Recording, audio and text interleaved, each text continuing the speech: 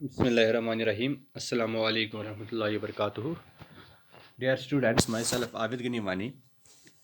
So, dear students, today our topic is invention of automobiles post World War II. As we have already discussed it, the inventions, or we can say the history of automobiles, but the thing which we discussed that was before the World War II. Now we are going to discuss the inventions of automobiles after the Second World War. So this after the end of Second World War, the world witnessed huge revolution in the automobile sectors. New inventions, new technology, and new trends were followed all over the world in the automobile sector. So post World War II, this phase is also known as the phase when there was huge crisis at the international level. As we know that this was the phase when there was a cold war between the two power blocks, and during this time the world was divided into two power blocks, that was USA and USSR. So here we are going to discuss the inventions of automobiles, but it will be the post World War II. जैसे हम जानते हैं कि second world war जब ख़त्म होता है, जो ख़त्म होता है 1945 में, उसके बाद ही दुनिया में ऑटोमोबाइल सेक्टर जो है इसमें बड़े पैमाने पे जो है इनकलाब आता है, रिवोल्यूशन आता है.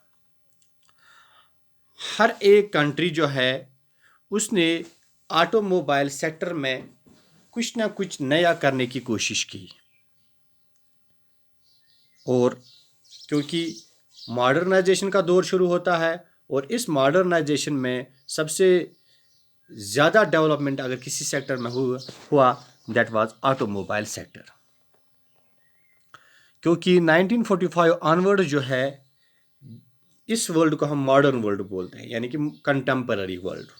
मॉडर्न, इससे पहले जो है इसको मॉडर्न नहीं बोलते. मॉडर्न वर्ल्ड जो है वो शुरू होता है 1945 ऑनवर्ड्स.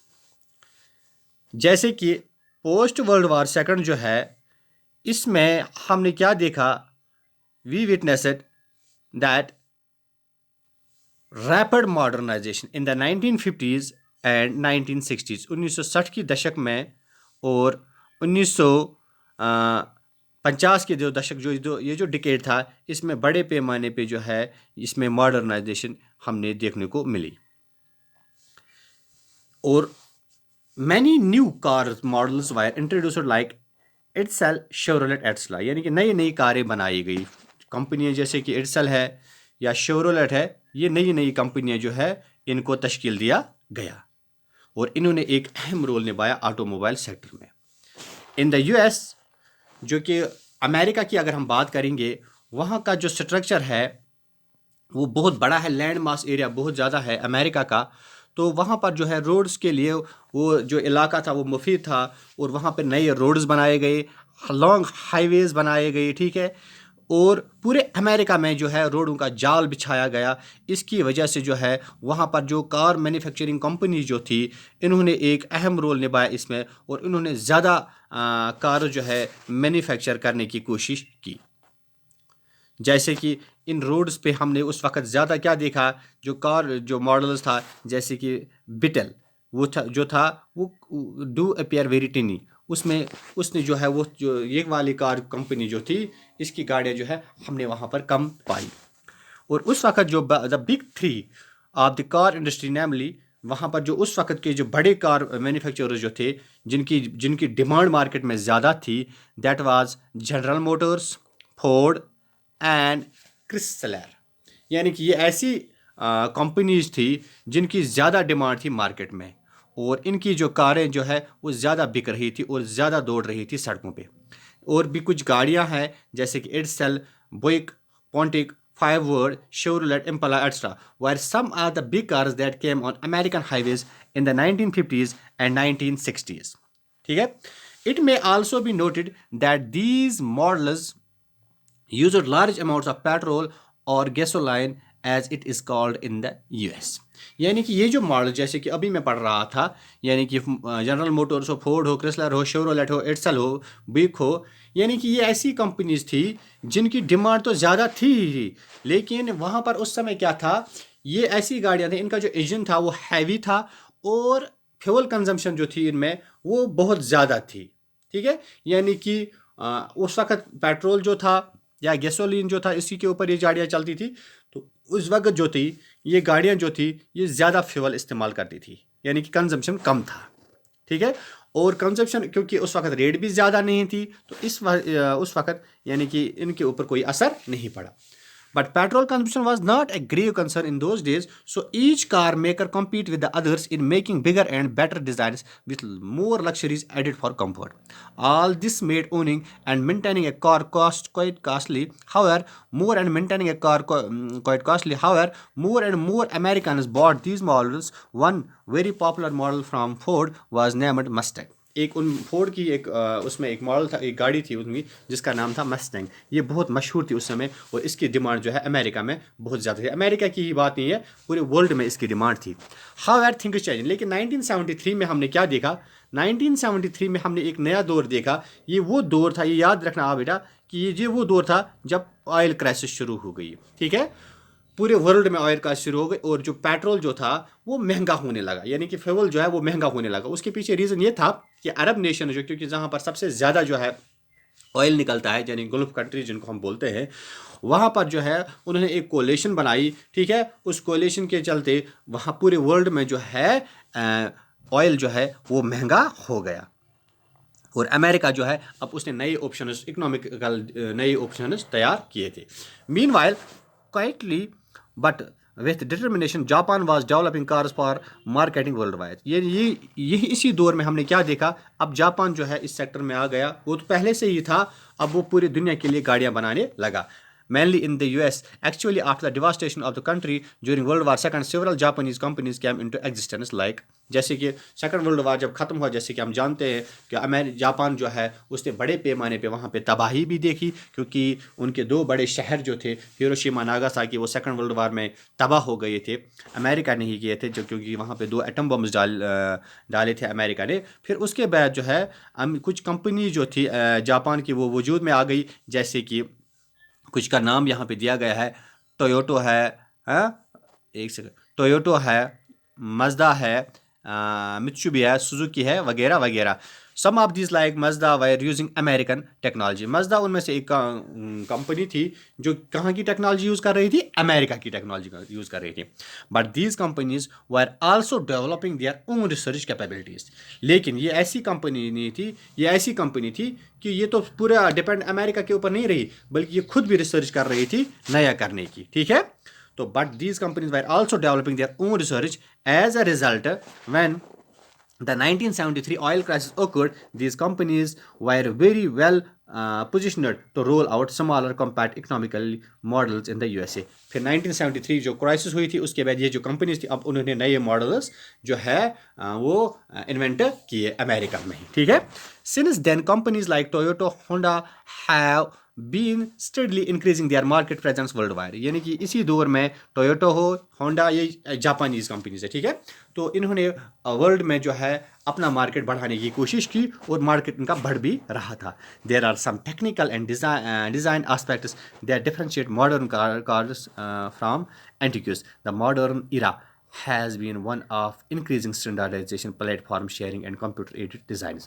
अब क्योंकि आप मॉडर्न एज में रह रहे हैं, अब इस मॉडर्न एज में जो है जो आज की जनरेशन है या उस समय जो 1950s ऑनवर्ड्स की जो जनरेशन थी, इनकी डिमांड जो थी, इनके टेस्ट्स बदलने लगे। ठीक है, अब जो कंपनी कार कंपनी जो है उनको ज़्यादा जो है फीचर्स दे रही थी, उसी की तरफ जो है पूरा वर्ल्ड जो है राग़िब हो रहा था और उस गाड़ी की ज़्यादा डिमांड थी, क्योंकि नए फीचर्स हमने देखने को मिले। सबसे पहले हम कुछ कंपनीज, कुछ मॉडल्स की डिस्कस करेंगे, कुछ कंपनीज का कि उन्होंने क्या किया और कब वो एग्जिस्ट हो गई।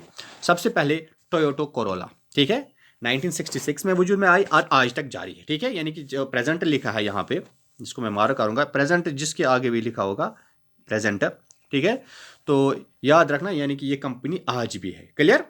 So a simple small Japanese saloon sedan that has come to be the best selling car of all time, इसको best selling car of all time उस वक्त दिया गया। दूसरा रेंज रोवर, सब जानते हैं इसको, ठीक है, एक लक्जरी गाड़ी है, 1970 में एग्जिस्ट हुई और आज भी है, ठीक है।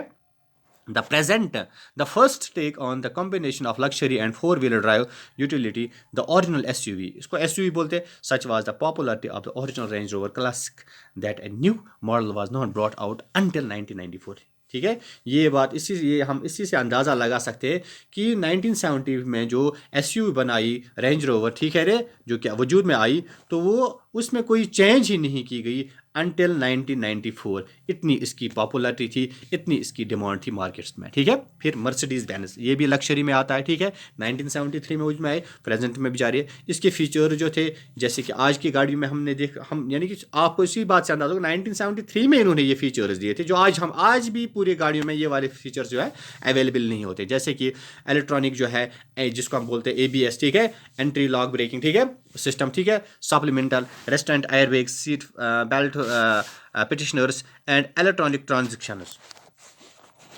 electronic electronic traction control systems made their debut in the S class. These features later became standard throughout the car industry, ठीक है। ये आज जो है पूरी जो कार इंडस्ट्री जो है वहाँ पे मशहूर। फिर है BMW 3 सीरीज़, ठीक है, 1975 आज भी जारी है, ये भी एक लक्जरी में आता है। The 3 series has been on the car and driver magazine's annual 10 best list 17 times, making it the longest running entry in the list, यानी कि 17 टाइम जो है इसको सबसे उम्दा मुफीद कार जो है माना गया, ठीक है।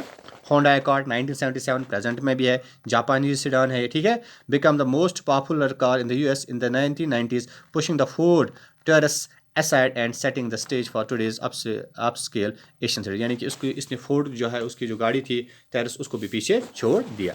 Dodge Aries and Plymouth Reliant 1981 1989, ठीक है, यहाँ पर 1981 89, ठीक है, इट मीन्स दैट कि 89 में ये खत्म हो गई, ठीक है।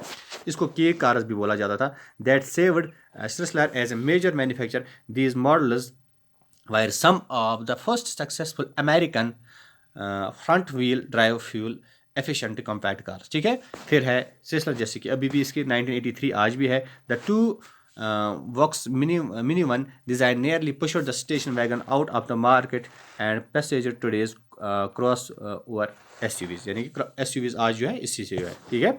Renault Espace 1984 आज भी है। First mass one volume car of non commercial, ये पहली ऐसी गाड़ी है जो कि क्या है, one volume car of non commercial MPV class, ठीक है। फोर्ड टेरस 1986 आज भी है। This mid size front wheel drive stand with modern computer assistance design dominated the American market in the late 1980s and created a design revolution in North America. फिर Pontiac transport 1989 1999 तक, ठीक है, it was one of the first one box car, ठीक है, first one box car is Pontiac transport. Toyota Prius 1997 present आज भी है, ठीक है, launched in the Japanese market, it reached a world wide community sale of 2 million, यानी कि 2 million unit जो है इसको सेल किए गए थे इन सितंबर 2010, become the most iconic hybrid electric vehicle in the world. Ford focus 1998 present आज भी है, ठीक है, one of the most popular hatchbacks across the globe which is also one of Fords best selling world cars. Then is Tata Nano 2008 में बनी है। It is an inexpensive 1 lakh rear engine, ठीक है। तो यानी कि टाटा नैनो सभी जानते हैं इंडियन कंपनी है, 2008 में इसको बनाया गया, सबसे सस्ती कार मानी जाती है पूरे वर्ल्ड की। इसमें जो 4 पैसेंजर्स आते हैं, ठीक है, एक इंडियन कंपनी है जिस कंपनी का नाम है Tata Motors and it's aimed primarily and at the Indian domestic market. ये बनाया गया खुशी किसके लिए, इंडियन मार्केट के लिए, ठीक है। Then Nissan Leaf and Chevrolet Volt 2010 present में आज भी है ये, ठीक है। All these electric cars were launched in the American and Japanese market in December 2010। ये इलेक्ट्रिक कार्स है जो कि निसान लीफ हो या शेवरोलेट वोल्ट हो, 2010 में ये बनाई गई और आज भी है, ठीक है। ये these are called electric cars, clear. They are by becoming the first mass production vehicles of their country, यानी ये पहली ऐसी कंट्री जिनकी बड़ी पैमाने पे प्रोडक्शन हुई। ठीक है, ये आज का हमारा टॉपिक था, और कल हम जो है इंडियन मोबाइल ऑटोमोबाइल सिनेरियो जो है वो डिस्कस करेंगे, क्योंकि आज वाले टॉपिक में हमें ये पूरा क्लियर हो गया कि 1945 ऑनवर्ड्स, जिसको हम बोलते हैं सेकंड वर्ल्ड वार, जब खत्म after the end of second world war, क्योंकि उसके बाद जो है पूरे वर्ल्ड ने क्या विटनेस किया कि किस तरीके से ऑटोमोबाइल सेक्टर जो है इसमें रिवोल्यूशन आया। कुछ ब्रांड्स का नाम भी हमने लिया, और हमने देखा कि किस तरीके से बड़े पैमाने पे हमने नई चेंजेस ऑटोमोबाइल सेक्टर में देखी।